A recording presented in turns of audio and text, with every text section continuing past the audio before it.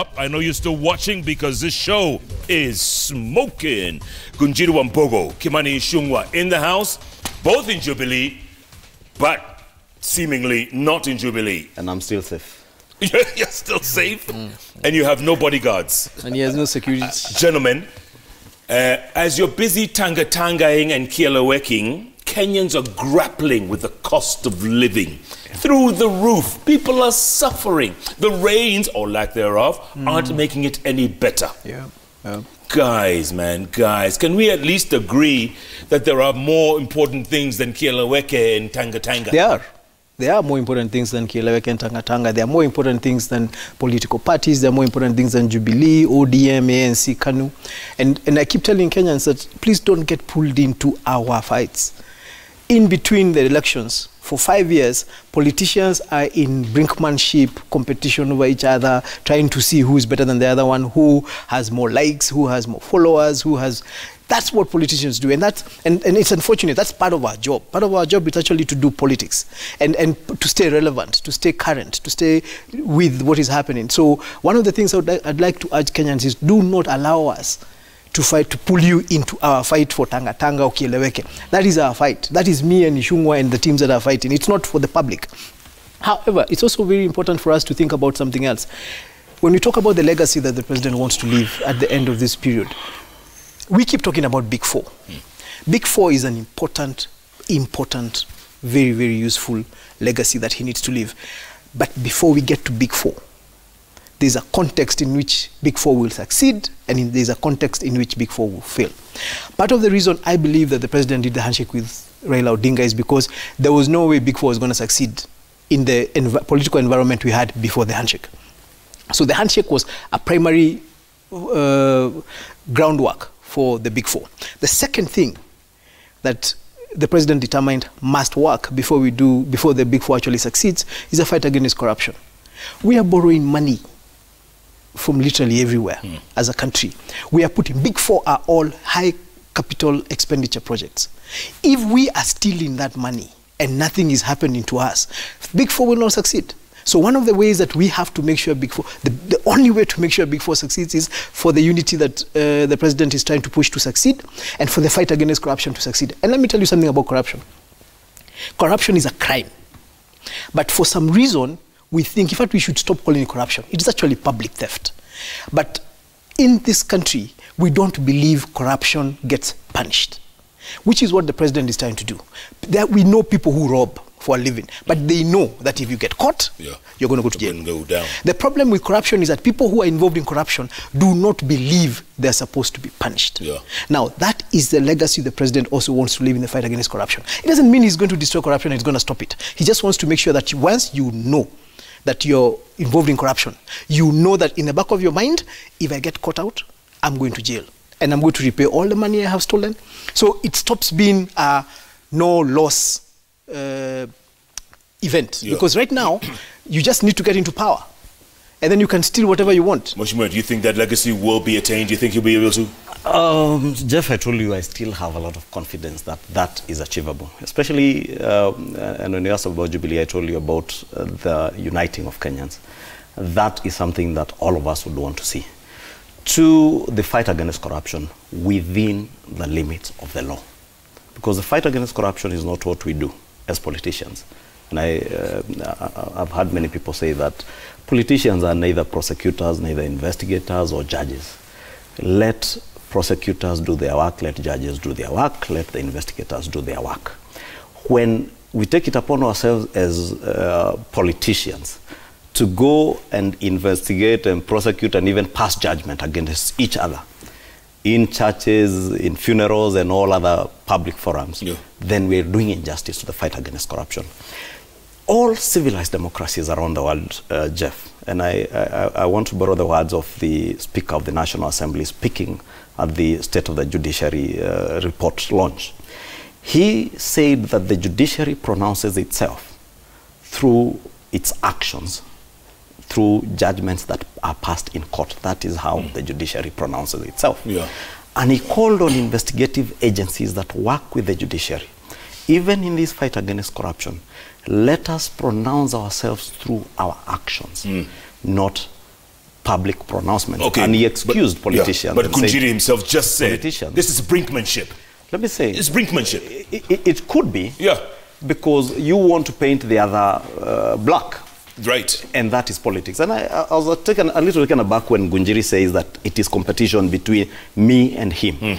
The competition that Kenyans want to see between us as politicians is, for instance, on the Big Four agenda. I have just told you what I am doing in Kikuyu, what we have been able to do through the National Irrigation Board in terms of ensuring that people in Deya who otherwise would not have had food during this dry spell, have food not only to eat but also to sell on the Big Four agenda on food security. We should be competing with Honorable Ngunjiri on how well has he done on that in Nyeri constituency. How well are we facilitating manufacturing in terms of ensuring that we have good schools in our constituencies, where kids who will be working in industries that are set up by private investors in our constituencies are able to go to school. How secure are our neighborhoods, and that's why I said what I said regarding the security issues. And that is what me and Ngunjiri should be competing Absolutely. on. But that's not what we are competing. The moment Ngunjiri takes us unfortunately to competition, and I told you, you must all understand us based on where we came from. And he's put it right. I have never been in any other political party other than Jubilee, and before that TNA that got into Jubilee. He has been through people who believed in violence, people who believed in stabilizing. So has Ruto. But brother, let me tell you, I'll tell you this. You know, if you're going to throw stones. When you walk out of a political party because you never believed in the ideology they stood for instance, that ideology of violence. When we were struggling and praying and working day in, day out to get President Uhuru Kenyatta elected in 2013, Ngunjiri was there throwing stones at Uhuru Kenyatta and saying he's a murderer and a rapist who should be jailed. That's not true. Same with William Ruto. That is not true. Therefore, those things will always come back to us. That's not true. It's not true. I actually never said that. These guys You did over 100 articles against Uhuru Kenyatta and William Ruto. I didn't do articles against William Ruto or Uhuru Kenyatta. I did articles in support of justice for the victims of the post-election violence of 2007. So do you still believe William Ruto and Uhuru Kenyatta were guilty of what you accused them of being guilty of in 2013? They were guilty.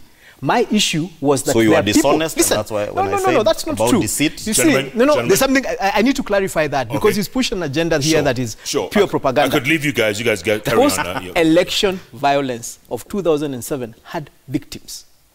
Those victims deserve justice. They still deserve justice. That is a fact. We still have people who have never gotten their property back. So my position. Go back to the articles you wrote about Uhuru Kenyatta, about William Ruto. All right, gentlemen, about tweets. Make the internet your friend. Coming in thick and fast. Kipleting Manuela, the magician. Oh, he does it. Yes. Tweets. It is now clear there is a division within Jubilee Party, obviously, with Team Tanga Tanga supporting DP Ruto and Kiela Wekes opposing DP. The two groups are dividing Kenyans. Someone's thoughts, you're dividing Kenyans. Dan Kazi says, please ask the politicians, I'm avoiding to call them leaders, whether they know that people are starving of hunger in some parts of the country and yet all they are bickering about is 2022. Yep. Maina Mbogo says, for how long shall we be talking about elections in Kenya? The other day, 2017, we had 2 elections.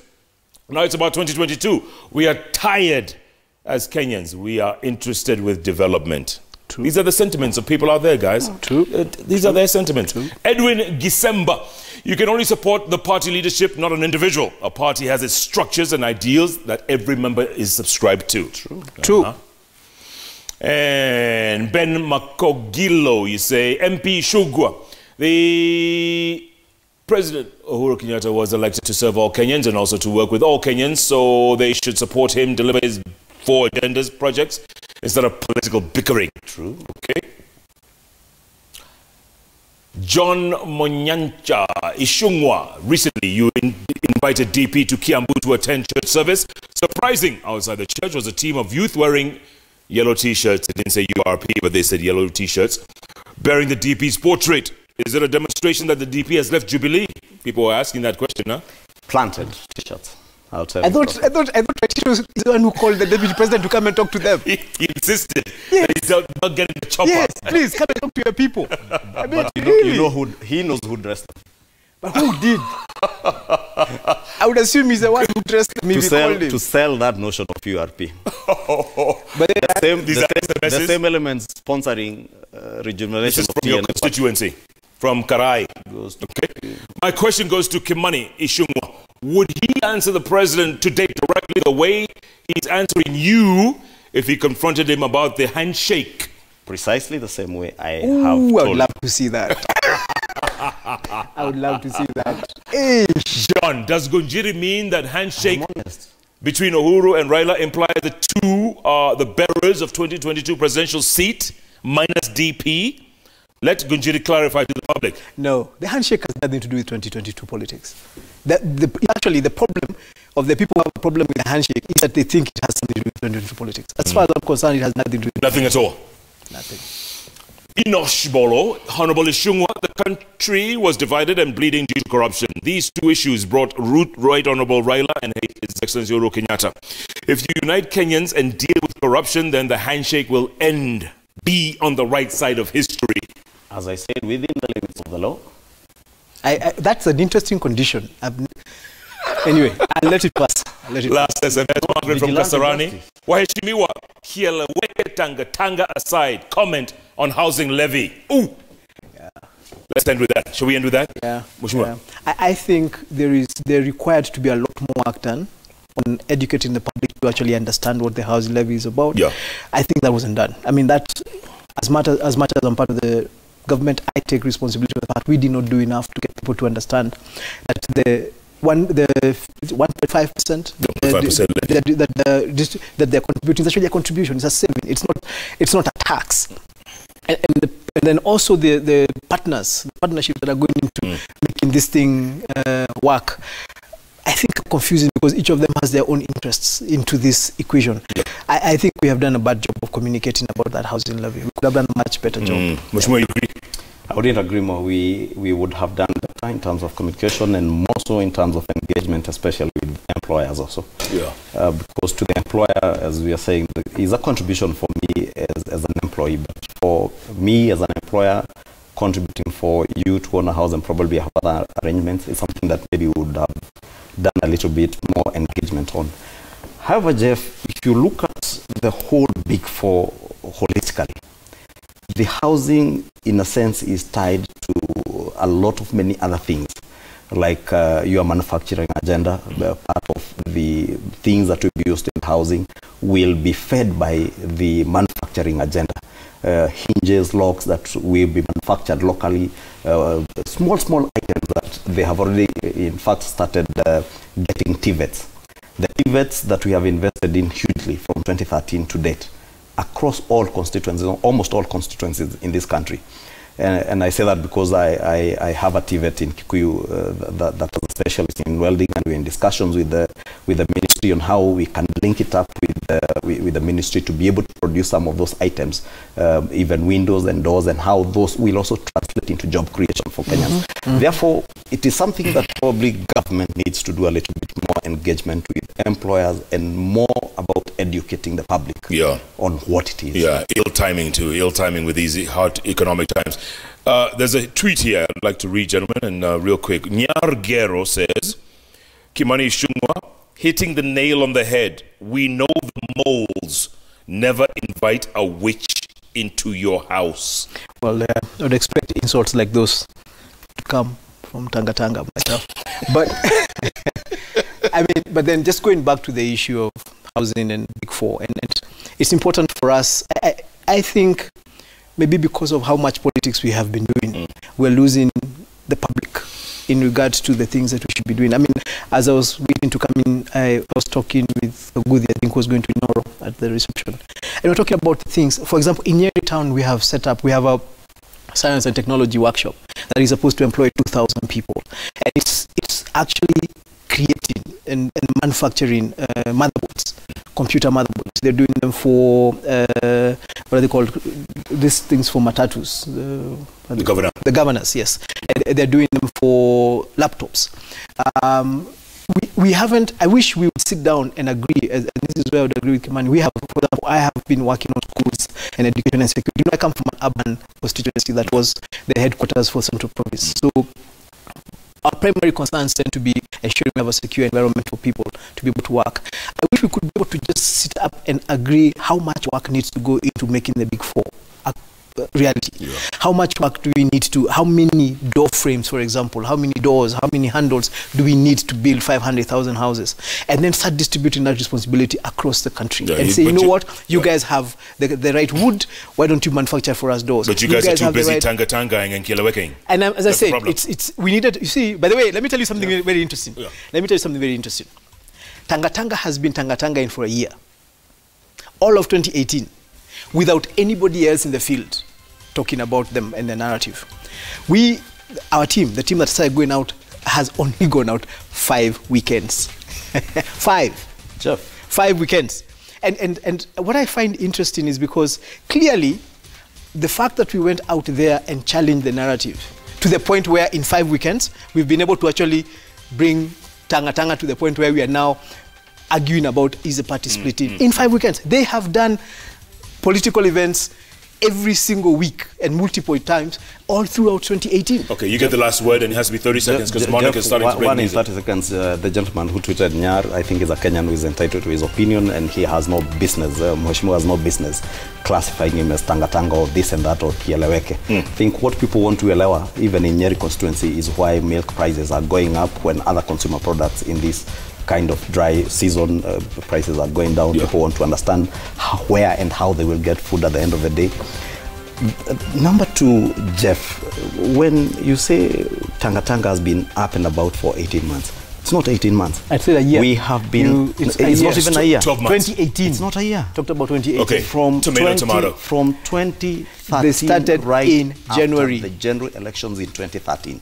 We went around this country almost every other weekend with the same message. You're obfuscating that we have today. That's not what we're talking about. Let me tell you, 2013, you are not asking people to elect William Ruto in 2022. Let us be honest.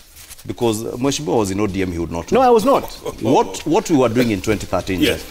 And I remember that time, there's even a time we were branded Sky Team and all that. And we went out right from 2013 to sell the Jubilee agenda and what we wanted to achieve. But not about the presidency. But not about the presidency. You see, we really must stop him. We also spoke about the re-election of President Uhuru Kenyatta. But now you're talking about another election. All the way to August 2017. But I'll tell you this, it is no excuse for anybody to introduce politics into the good work that we do going out to sell the Jubilee agenda of the Big Four. Who's we? We in Jubilee. Those of us who still believe in Jubilee as one solid unitary party led by Uhuru Kenyatta that has an agenda and a vision for this country that must be achieved by 2022. Gentlemen, we'll have to leave it at that. Thank you so much for being a part of the show. Thank you so much for having us. Asante. And we never actually got to use this, but it's a good thing. It's okay. It shows our politics is matured. We can disagree. No, I think to disagree. You can see how secure I am. Are you driving home? Of course. You're driving yourself home? Yeah. Where my and I want to tell him where he's coming tomorrow is actually in my constituency. Oh, in your town, eh? Yes. Oh, okay. Just so enjoy. And he never invited me. I was invited by the member for TED. Who apparently didn't tell him he's in his constituency. Remember, every Wednesday, it's all about those 3 letters on the keyboard. JKL. Thanks for being a part of the show. Tomorrow morning, join Professor Hamo and myself from 6 a.m. to 10 a.m. on the hottest breakfast show in all of Africa on Hot 96. We call it Jeff and Hamo on Hot. Again, have a great Easter weekend. Gentlemen, happy Easter. Happy Easter. Happy Easter to you. All right. And to all Kenyans. Absolutely. And to all Kenyans. And we'll see you back here next week, every Wednesday, right here on Citizen Television. Good night. Good luck. God bless this nation of ours. Well done.